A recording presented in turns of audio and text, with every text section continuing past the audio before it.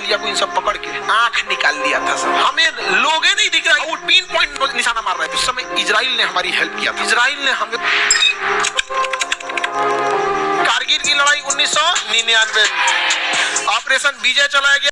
नमस्ते दोस्तों, खान सर का वीडियो है, काफी अच्छा वीडियो लग रहा है। और ये कारगिल का युद्ध जो हुआ था पाकिस्तान और भारत के बीच में, जो कारगिल का युद्ध बहुत घमासान चला था, और उसके बीच का ये वीडियो है। काफी अच्छी वीडियो है, काफी ज्ञान भरा वीडियो है, बहुत ही इंटरटेनमेंट मिलेगा आपको। चलिए देखते हैं खान सर का ये वीडियो और मिलते हैं वीडियो के बाद। 99 ऑपरेशन विजय चलाया गया कारगिल के। देखिए, हम लोग में एक समझौता था कि हम सब यहाँ से ठंड के दिन में पीछे चले जाते थे। पाकिस्तान यहाँ से चला जाता, सोचिए पीओके ससुर यहाँ तक आया था और हम लोग पीछे चले जाते थे। लेकिन परवेज मुशर्रफ मर गया जहन्नुमी। जहन्नुमी मतलब समझते हैं? नरक को उर्दू में जहन्नुम बोलते हैं। नरक को क्या कहते हैं? जहन्नुम बोलते हैं। जा जहन्नुम में नहीं, नरक में जाओ। यहाँ पे परवेज मुशर्रफ उस समय सेनापति था पाकिस्तान का। उसने पूरी सेना को चढ़ा दिया, कहा कि हिंदुस्तानी पीछे लौट चुके हैं, दुनिया थूकेगी तो क्या हुआ, चढ़ जाओ खाली जगहों पे। समझ गया? इसके लिए डिसिप्लिन मायने नहीं रखता है। इसलिए मरने के बाद भी लोग क्या कर रहे हैं, गरिया रहे थे, चढ़ गए यहाँ पे। जबकि हम सब का एक एग्रीमेंट होता था, ठंड में हम सब पीछे हट जाते थे। 1998 में हम सब क्या हो गए, पीछे हटे। लेकिन इस ससुरा पीछे हटने के बाद चढ़ गया वापस और हमारे ही पोस्ट पे आके कब्जा कर लिया, पूरे पहाड़ी पे कब्जा कर लिया।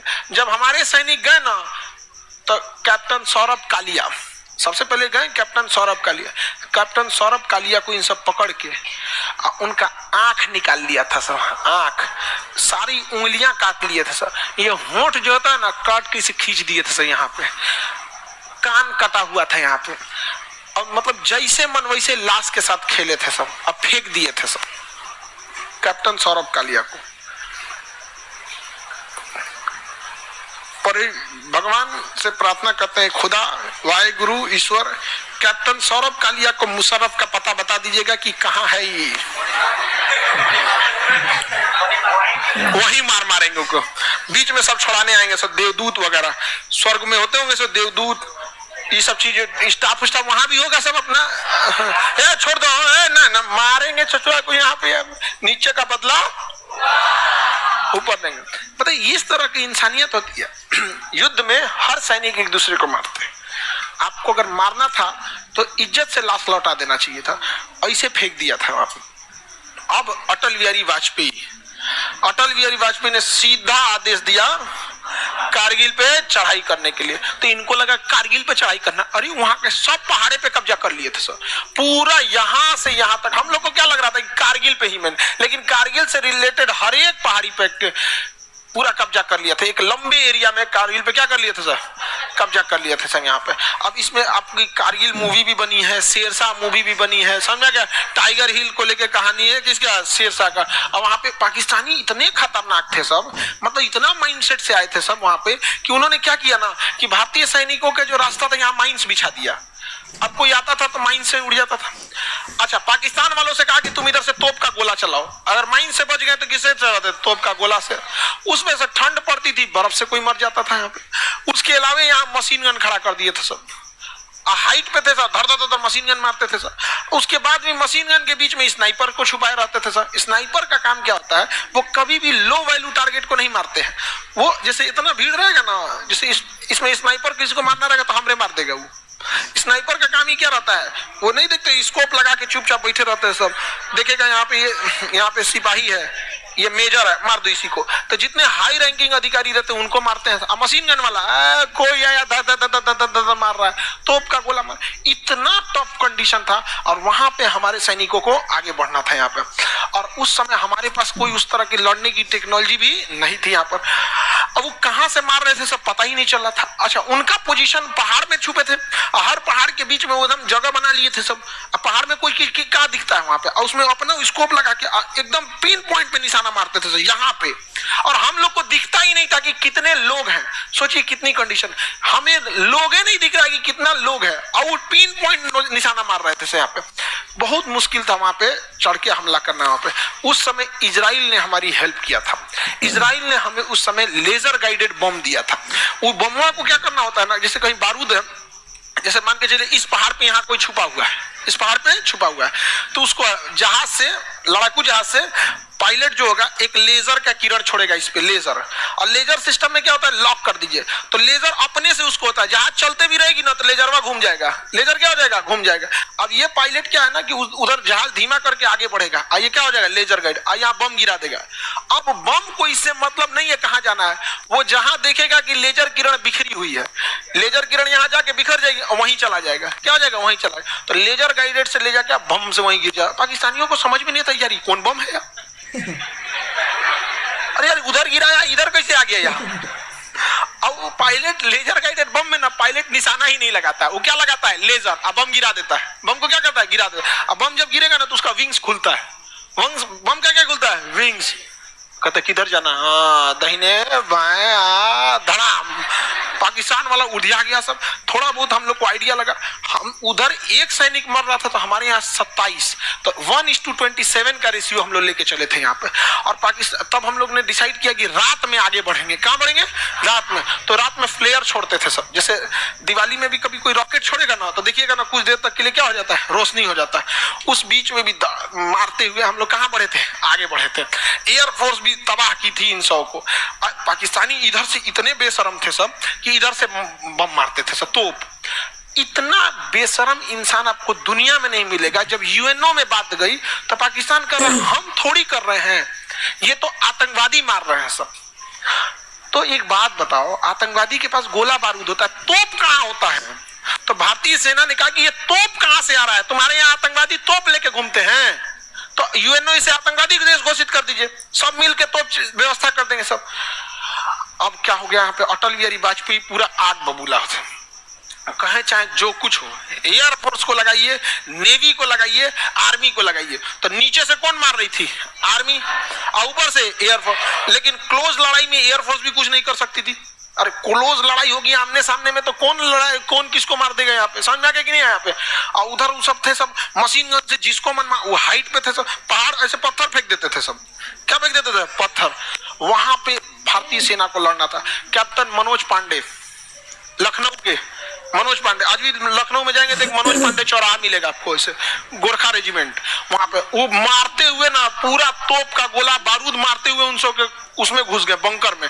लाइन से बंकर थे, सब बंकर को घेर लिए यहाँ पे, और उसका बंदूक फेंक के, और गोरखा रेजिमेंट के पास एक चाकू होता है, खुखरी बोलते हैं उसको, अब देख के खुखरी से मार मार के ना सर अलग कर दिए। और जब पाकिस्तानियों का सर अलग हुआ ना तो उस सब बंदूक छोड़ के भागने लगा सब, वहां पे बंदूक छोड़ के क्या होगा, भागने लगा सब। चाकू से दौड़ा। देखिए हथियार से लड़ने से ज्यादा जिगर होना चाहिए यहाँ पर। उन सब के घुस के घर में बंदूक फेंक के वो इंसान किससे मार रहा है, चाकू से। अब पाकिस्तानी भी कंफ्यूज हो गए सब, यार गोलियां कैसे चलाए, हमरे चाचा को मार रहा है वो। ये कम थे, कैप्टन पकड़ लिए को मेजर को, अल्ले अब मार रहे हैं। अब उधर से कोनो गोलियों नहीं चला पा रहा है, काहे वो करो, मेजर जाएगा, मत मारो, ये लेके जाएंगे। अब मार दिए यहाँ पे। तब तक उधर से स्नाइपर रहते हैं, स्नाइपर जो होते हैं सब ना ऐसा जगह छुपे रहते हैं जहाँ आपका ध्यान नहीं जाएगा, और ओढ़ के ढके रहते हैं सर। और भाई वहां स्नाइपर क्या कर दिए, मार दिए, स्नाइपर ही मारा था सब।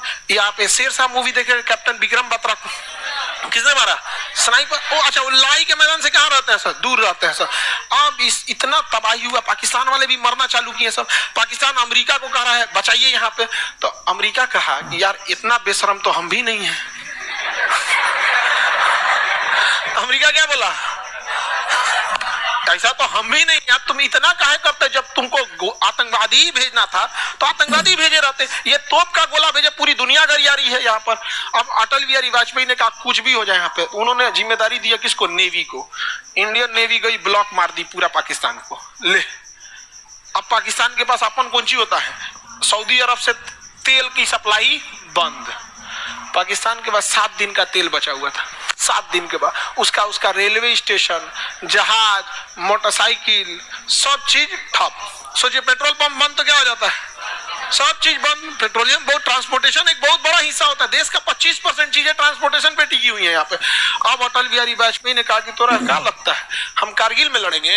हाँ, ये सब एयरफोर्स ने भी, ये सब किस दिन काम आएंगे सब? तो यहाँ से कौन घेर ली, और ऊपर से एयरफोर्स, और जमीन तो पहाड़ पे आर्मी ने जब सफाया चालू किया ना, तो वहां से भाग गए थे सब पाकिस्तानी। सब क्या हो गए थे सब, भाग। बहुत बार ऐसा हुआ कि भारतीय सैनिकों को खाना नहीं पहुंचा पा रहे थे लोग, तो ये लोग जल्दी, तो वो सैनिक कहते थे साहब जी भूख लगी है, क्योंकि सेना अपने कमांडर से कहेगा साहब जी 2 दिन से खाए नहीं, साहब जी भूख लगी है। अब वो कहां से कहेंगे? और उसका कमांडर क्या कर रहा था नीचे बेस में, खाना नहीं चाहिए, हथियार भेजो, हथियार। आई कहते जवानों खाना आने में देर है, इन्हीं को मारो, इनका खाना खा लेते हैं हम लोग यहाँ पर। तो हम लोगों ने खाना आने में देर हुआ ना, तो उन 100 को मार के, और 100 का आदमी खाना खाया था, हलवा बनाया था, सब वहां पे आदमी खाना खाया था यहाँ पे। बहुत बार ऐसा हुआ था यहाँ पे। उसके बाद जब युद्ध खत्म हुई, तो पाकिस्तानियों ने उनकी लाशें लेने से मना कर दिया, कहा कि हम ये लाश नहीं लेंगे, हमारे लोग ही नहीं है, ये तो आतंकवादी हैं। तो भारतीयों ने कब्र खोद के, फौज में एक वैकेंसी निकलती है धर्म गुरु की, उसमें मौलवी भी जाएंगे, गुरु, सिख गुरु भी जाएंगे, और सब जाएंगे। और अच्छा, कभी आप लोग तो फौज में नहीं गए वहां पे, वहां का पूजा स्थल देखेंगे ना, तो ऐसे ही हॉल रहेगा, ऐसा हॉल रहेगा यहाँ पे। यहाँ कोई नमाज पढ़ रहा है, और वहां कोई वाहे गुरु की पूजा कर रहा है, कोई क्रिश्चियन है तो वो कर रहा है, इसी में ये ना कि वो तुम्हारा मस्जिद सब हमारा है।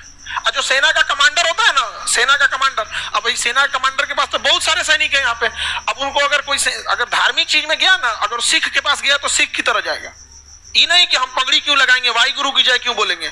और मुस्लिम में गया तो वो मुस्लिम के वेशभूषा रहेगा, जो उसका तरीका है वहां पे, बाल ढकना, चाहे वो साफा से ढके या फिर टोपी से ढके। और जब अपने पूजा स्थल पे जाएंगे तो टीका लगाना पड़ेगा, और जब युद्ध के मैदान में आएंगे तो हेलमेट पहन के गोली खिलाना होगा यहाँ पर।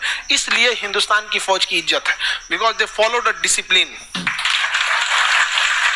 तो लाइफ में हमेशा याद है कि डिसिप्लिन का मतलब ये नहीं होता है कि आपको बस क्लास में डिसिप्लिन, आप जहां रहते हैं उस एरिया में भी डिसिप्लिन रहना चाहिए। यहाँ पे कहाँ क्या चीज है, हर चीज में आपको क्या होना चाहिए, डिसिप्लिन रहना चाहिए।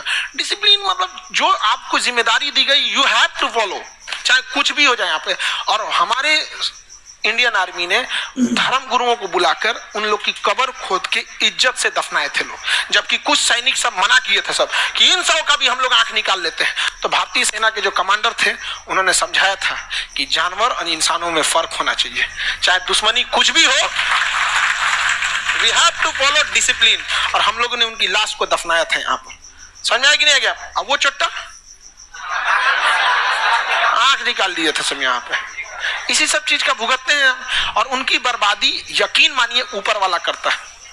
पाकिस्तान की बर्बादी खुद खुदा करेगा अपने हाथ से, क्योंकि खुदा को सबसे ज्यादा अगर किसी ने बदनाम किया है ना, इन्हीं चोटों ने बदनाम किया है। नहीं समझा?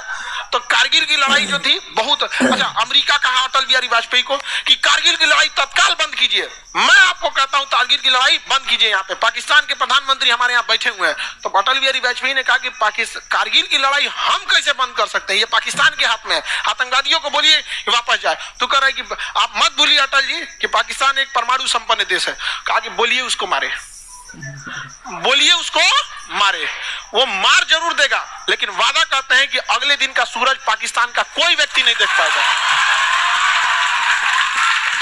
मारेंगे परमाणु बम यहाँ पे। हम उस खुश नसीब में से है ना, जो हमने एक साथ अटल बिहारी वाजपेयी और एपीजे अब्दुल कलाम को देखा था। उसके बाद यह दिन अब भारत में किसी को नसीब नहीं होगा, क्योंकि अब देश, सिद्धांत, ये सब साइड हो गया है। अब राजनीति के लिए क्या सही है वही सही है, लेकिन अटल बिहारी वाजपेयी में ये चीजें थी। यहाँ पर आज भी यहाँ पर अटल बिहारी वाजपेयी और एपीजे अब्दुल कलाम, हमें नहीं लगता है कि ये लोग इंसान थे, अवतार थे ये किसी न किसी चीज के। यहाँ पर वरना भारत को ये दो जोड़ी एकदम अतुलनीय है। यहाँ पे अभी के समय में क्या है, हमारी प्रधान राष्ट्रपति हैं द्रौपदी मुर्मू जी, बट क्या है ना कि वो एकदम वो राष्ट्रपति बनी तो उनकी शोभा और बढ़ गई। बट एपीजे अब्दुल कलाम के साथ ऐसा नहीं था। एपीजे अब्दुल कलाम जब राष्ट्रपति बने तो राष्ट्रपति पद की गरिमा बढ़ गई थी। समझे अंतर, समझ रहे हैं कि नहीं समझ रहे? एपीजे अब्दुल कलाम इसलिए फेमस नहीं है कि राष्ट्रपति हैं, इसलिए फेमस है कि वो कलाम साहब है। समझ में कि नहीं गया? वो राष्ट्रपति नहीं भी रहते तो उनकी उतनी ही इज्जत होती है यहाँ पे, और हम लोग उन्हें राष्ट्रपति के रूप में याद करते हैं। एक देशभक्त के रूप में याद करते हैं। नासा ने उनको बोला था कि आके हमें नासा ज्वाइन कर लिया, उन्होंने कहा कि देश को उन जैसे लोगों की जरूरत है। कहा कि हम शादी ब्याह किए, हमारा कोई नहीं है, बस एक हमारी भारत माँ है, और माँ को हम कैसे छोड़ सकते। ऐसे व्यक्ति थे आप। और आज भी हम लोग इजराइल का साथ देते हैं। रीजन क्या है? कारगिल की लड़ाई में हमारा साथ दिया था, कारगिल की लड़ाई में हमारा साथ दिया। और इजराइल की नीति है, इजराइल के दुश्मन ऑटोमेटिक गायब होने लगते हैं। आप लोग कुछ न्यूज देख रहे हैं, कुछ गायब हो रहे हैं लोग कि नहीं? ये किसकी नीति है? इजराइल। अच्छा, मोदी जी जाते हैं तो इजराइल का नेतन्याहू तुरंत गले लगा लेता है। मोदी जी हाथ मिलाने का कल्चर खत्म कर देंगे। जापान जाता है, यार हाथ छोड़ यार, यहाँ आ जाओ। अरे जो बाइडेन, अरे हाथ हटाओ यार भैया, आ जाओ यहाँ कर। हमको लगता है ना अभी हाथ मिलाने वाला कल्चर है, क्या कर देंगे, खत्म कर देंगे। नहीं समझ आया यहाँ पे। हालांकि विदेश नीतियों में अच्छे हैं, नो डाउट। सैन्य नीतियां और विदेश नीतियां बहुत ही प्रबल हैं। यहाँ पर समझ में आ रहा है कि नहीं आया यहाँ पे? जी हाँ दोस्तों, तो काफी अच्छा रहा वीडियो। यहाँ पर कारगिल का युद्ध का जो था वीडियो खान सर ने समझाया, काफी अच्छा लगा, काफी मनोरंजन भरा था। और खान सर जब समझाते हैं अपनी भाषा में तो बहुत ही अच्छा लगता है, और पाकिस्तान की बहुत बढ़िया से रिलाई करते हैं। और उन्होंने बताया कैसे हमारे प्रधानमंत्री अटल बिहारी वाजपेयी जी थे और हमारे एपीजे अब्दुल कलाम जो थे, काफी ये लोग ऐसी जोड़ी थी जो फिर दोबारा भारत में शायद देखने को न मिले। तो काफी अच्छा रहा वीडियो, काफी ज्ञान भरा था, अच्छा लगा देखकर खान सर की वीडियो। ऐसे ही वीडियो हम आपके लिए लेके आते रहेंगे। जय हिंद।